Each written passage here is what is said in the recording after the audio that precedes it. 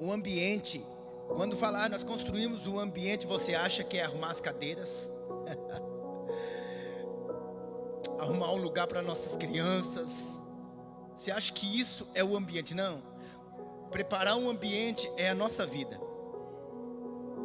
Quando o pastor e a pastora e toda a sua equipe se santifica, isso é construir um ambiente para que ele venha. Quando eu me santifico, porque Jesus disse, olha, eu me santifico, olha o que ele dizia, eu me santifico por vocês. Então quando a liderança que está na frente da obra, que está na frente daquilo que o Senhor confiou, se santifica, então isso é construir um ambiente para que ele venha. E ele tem falado comigo, ele disse, olha, se eu não encontrar falsidade em vocês, eu vou vir, vou fazer maravilhas, milagres e prodígios. Todas as igrejas que são construídas têm esse objetivo de atrair a presença de Deus e que opere curas e maravilhas.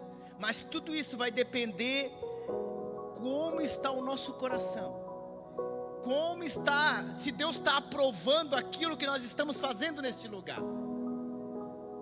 Então nós precisamos aprovação de Deus, porque depois que a pessoa acostuma a fazer, tem um baterista aqui, depois que ele aprende a tocar, ele toca mesmo sem Deus. Você sabia disso?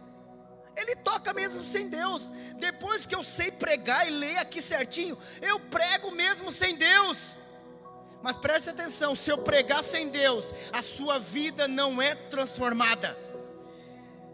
É apenas palavras e letras. E a Bíblia diz que letra mata, mas o Espírito edifica. Então eu carrego uma verdade, eu sei da onde eu vim. E eu escutei um pastor que eu acompanho, ele disse, olha, ladrão eu era lá no mundo, agora eu não quero ser ladrão na casa de Deus, não. Mentiroso eu era lá fora, pastor Pedro, agora aqui dentro eu não quero ser, não.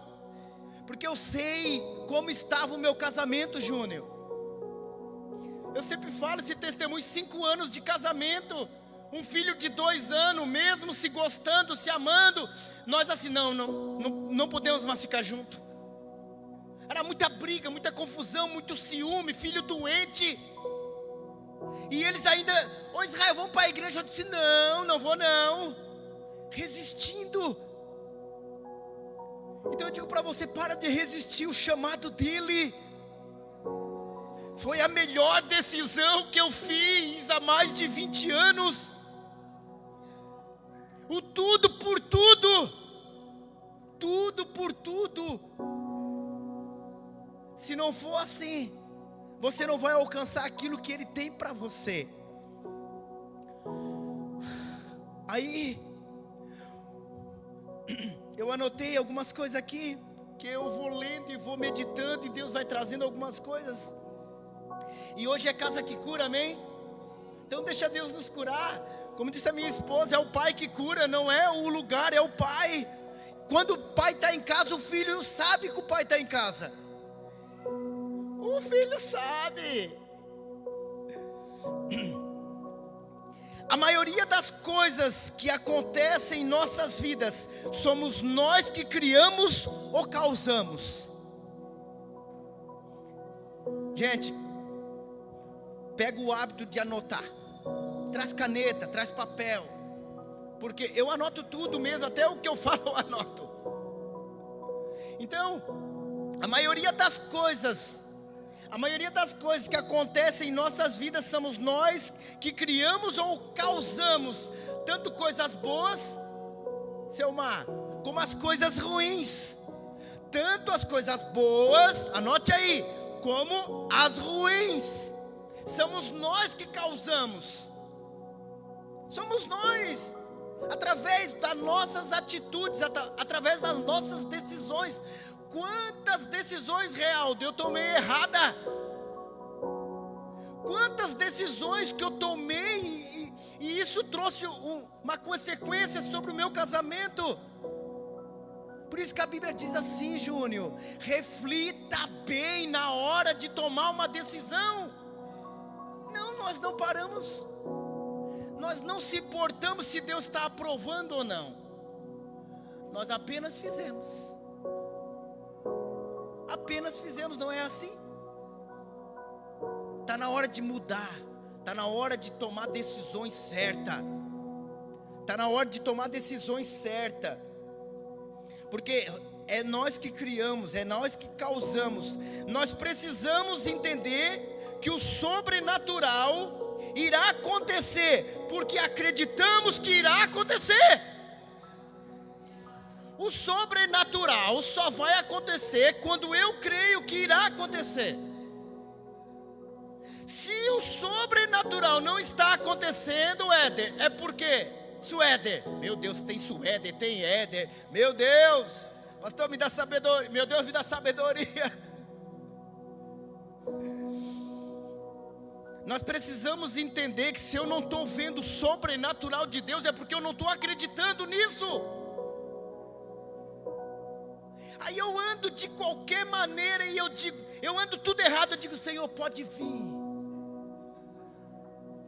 E Ele olha, não, meu filho, não é bem assim.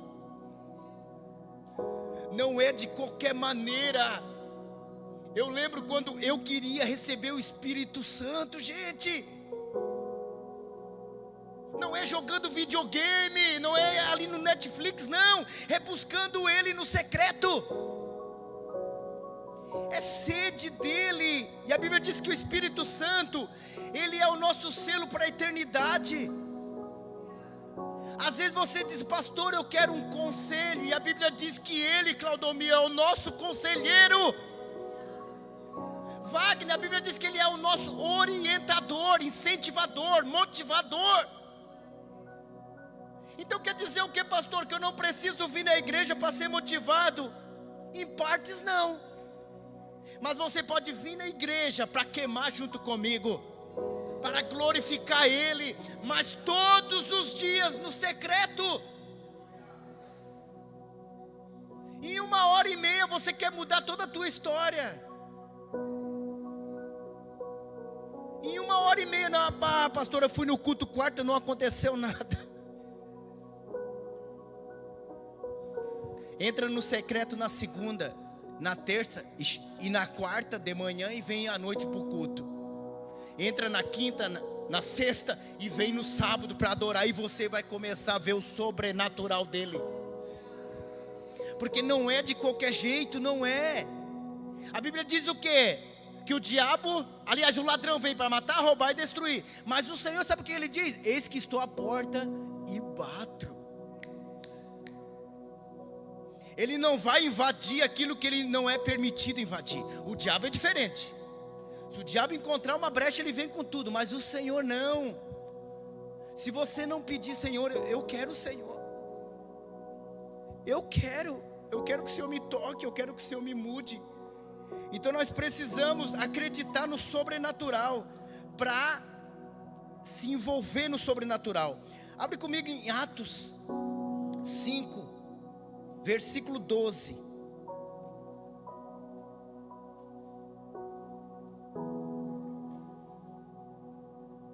Atos 5, versículo 12.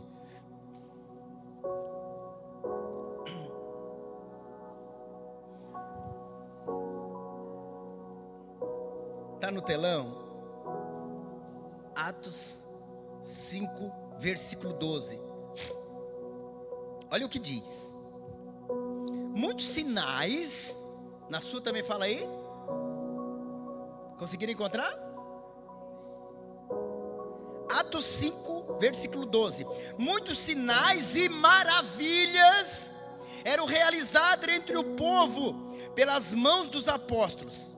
E todos os que creram costumavam reunir-se em comunhão junto ao pórtico de Salomão.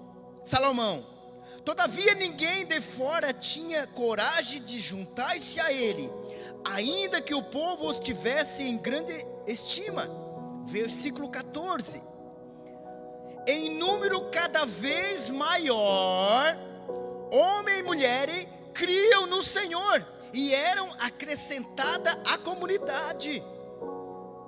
Versículo 15: a ponto de os doentes, presta atenção, a ponto de os doentes serem levados para as ruas e colocados em leitos, em macas, para que quando Pedro passasse, ao menos a sua sombra, o quê?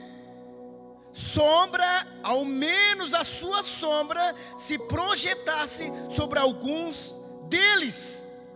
Meu Deus do céu, o que é isso, pastor? Sombra cura. Vamos entender isso? Sombra cura, pastor. Não é a sombra que cura, é quem reflete a sombra. Essa palavra, ela mexe muito, porque estava acontecendo maravilhas e prodígios. Não existiu, eu não vi ainda avivamento maior do que na época. Pessoas, os apóstolos começaram a operar curas e maravilhas, sinais. E eles começaram a ver pessoas sendo curadas, libertas e transformadas. Então, sabe que a notícia boa também corre rápido, amém? Nós somos mensageiros do bem, amém? Então a notícia começou a correr por vários lugares. Então eles começaram a trazer pessoas até onde estavam os apóstolos, porque a Bíblia diz que por as mãos dos apóstolos Deus operava maravilhas. Maravilhas pelas mãos dos apóstolos, ou seja, não era Deus diretamente, era em nós e através de nós. Quando um homem se coloca neste lugar, Deus não precisa de muito, Ele precisa apenas de um. E você pode dizer assim, ó, Deus pode então contar comigo. Às vezes nós sempre estamos esperando pelo outro. Não, deixa o outro, o outro faz, o outro pode, o outro consegue. Não, Deus está olhando para você e dizendo, não, eu quero contar contigo. Então eles vinham, traziam enfermo, pastor Pedro, e pessoas endemoniadas. E vinha tanta gente, a Bíblia diz que vinha tanta gente na cidade de Jerusalém. Isso agora vem de mim, que eles não davam conta. Eles não davam conta de orar, de colocar as mãos, era muita gente. E Pedro curando e falando do Senhor, e Pedro profetizando e falando de Cristo. Aí o que aconteceu? Era tanta gente que eles começaram a colocar doentes na beira do caminho, para quando Pedro, o servo de Cristo, passasse, a sua sombra tocasse em alguém. Então não era. Então o que a gente encontrou ali? Começou um movimento. E a Bíblia diz que cada um que era curado começava o quê? Se turmar um com o outro. E a Bíblia diz que quando cada um era curado, eles iam um perto do outro e eles começavam a ter o quê? Uma comunhão. E nós aprendemos que é na comunhão com o Senhor, tem na bênção. É na comunhão. É quando você me respeita, eu respeito você. Tem pessoas que olham, não, eu não gosto desse carro aí, eu não quero nem de graça. É ou não é? Não, gente, não fala isso. Não fala isso. Isso vai perder a comunhão. Se você gosta de verde, amém, fica com verde. Mas não vamos perder a comunhão, porque é na comunhão que Deus ordena a bênção. Por isso há tanta discussão entre as famílias. Há tanta divisão entre as famílias, pastora Valdete.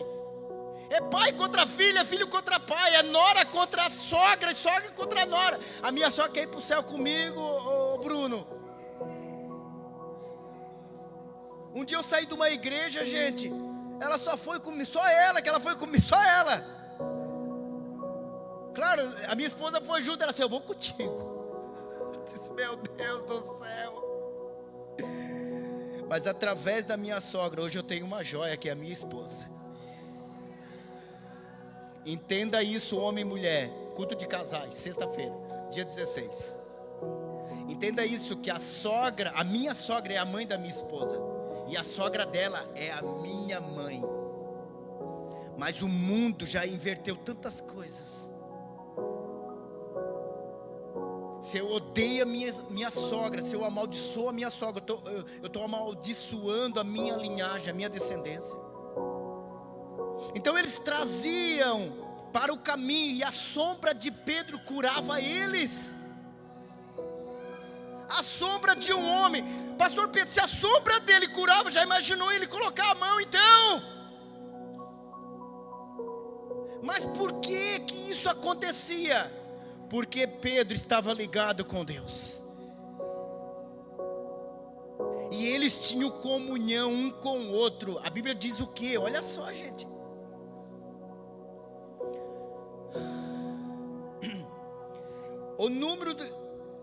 Em número cada vez maior, homens e mulheres criam no Senhor e eram acrescentada à comunidade. E todos os que criam costumavam reunir-se em comunhão. Todos aqueles que acreditavam costumavam a se reunir em comunhão. Agora nós estamos descobrindo, por isso que o diabo nos divide. Porque é na comunhão que o Senhor vem com as suas maravilhas, com os seus prodígios. Meu Deus,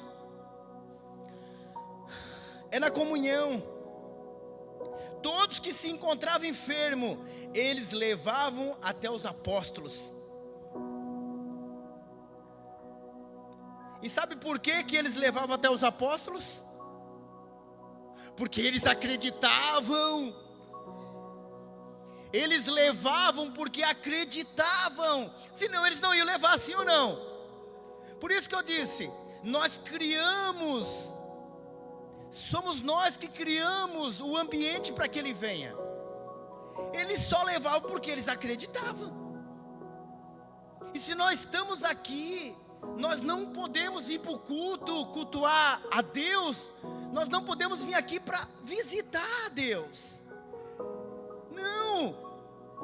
A Bíblia diz que aquele que ama a Deus guarda a sua palavra. Essa palavra eu estou preparando para sábado, pastor Pedro. Aquele que ama a Deus guarda a sua palavra. Pastor, eu amo a Deus, tu nem imagina. Se você não guarda a palavra dele, você não o ama. Se você guarda a palavra, é uma demonstração que você o ama. Sabe a esposa que tu abraça e diz assim, meu amor, eu te amo, olhando para ela? Ela vai ouvir, mas ela vai esperar uma atitude tua. É uma demonstração. Não adianta só, Deus, eu te amo, tu é tudo para mim. Não é assim que funciona com Deus. É através da minha obediência. Então, o milagre acontecia porque eles estavam juntos, eles estavam acreditando. Eles acreditavam que iria acontecer, então acontecia. Colocavam o doente na sombra, aliás, na beira do caminho, e o milagre acontecia, porque eles acreditavam. E o doente também, com certeza. Com certeza, tanto os que levavam, também como o doente, sim ou não? Então, cada um tem uma medida de fé. Nós encontramos isso na palavra. Uma mulher doente, ela pensou assim, é só tocar na orna dele. Foi curada. Puf. O outro, não, Senhor, vai até lá em casa e coloca as mãos na minha filha. E acontecia. Então eu preciso me mover conforme aquilo que eu acredito, amém? Você está se movendo da maneira que você acredita? Então irá acontecer. acontecer nele. Nele. É nele. Porque eu tenho aprendido coisas novas nele. Eu imaginava que Cristo estava em todas as mesas. Deixa isso aí para outra mensagem. Mas conhecendo, adorando e prosseguindo conhecendo. Então está na hora de eu e você começar a colocar em prática aquilo que nós acreditamos. Porque eles não mediu esforços para receber o seu milagre. Porque quando a gente está doente, não importa o que tem que gastar, a gente gasta. Porque uma pessoa doente da casa, é como se toda a família tivesse enferma, ou não é? É terrível uma pessoa doente na casa. Uma pessoa com vício. Um dia, uma pessoa, ela foi no médico, pastor Pedro.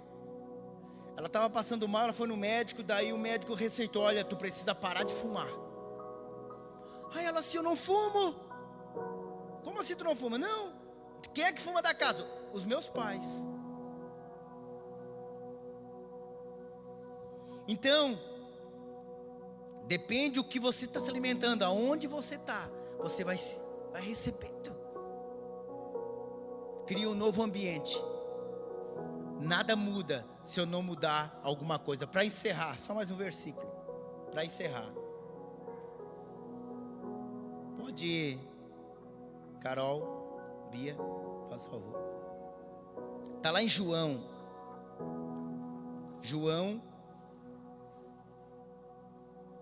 8:12.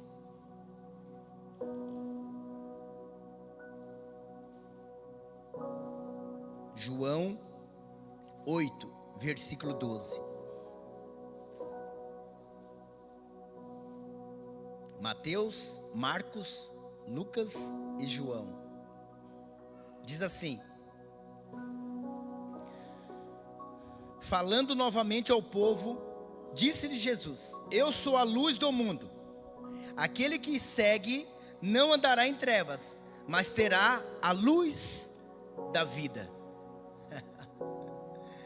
Era isso que Pedro tinha. A luz da vida. Que luz da vida? Cristo. Pedro não tinha luz própria. Você sabia que a lua, ela não tem luz própria? Aí você, nossa, que claridade, como a lua está brilhando. Ela não tem claridade própria. É o sol que faz a brilhar. Eu e você sem Cristo não temos luz própria. Mas com Cristo nós refletimos a glória dele. Com Cristo nós refletimos o amor dele. Reflita ele. Reflita. Reflita. Eu tenho orado, Senhor, que eles vejam o teu amor em mim. Que eles vejam a tua glória na minha vida. Através do meu casamento o teu nome seja reconhecido, Senhor. Através do meu chamado o teu nome seja glorificado. Que através da tua vida o Senhor possa ser glorificado. Através da tua riqueza. Eu profetizo riqueza para os empresários. Eu tenho dito que o Senhor venha te enriquecer financeiramente para a glória dele. Que o dinheiro não venha te romper, que o dinheiro não venha te corromper, mas venha para glorificar o nome dele. Que o ministério que você exerça, cresça, não venha roubar o coração dele, o teu coração dele, mas que tudo que você fizer seja para glorificar ele. Amém? Fique de pé por gentileza.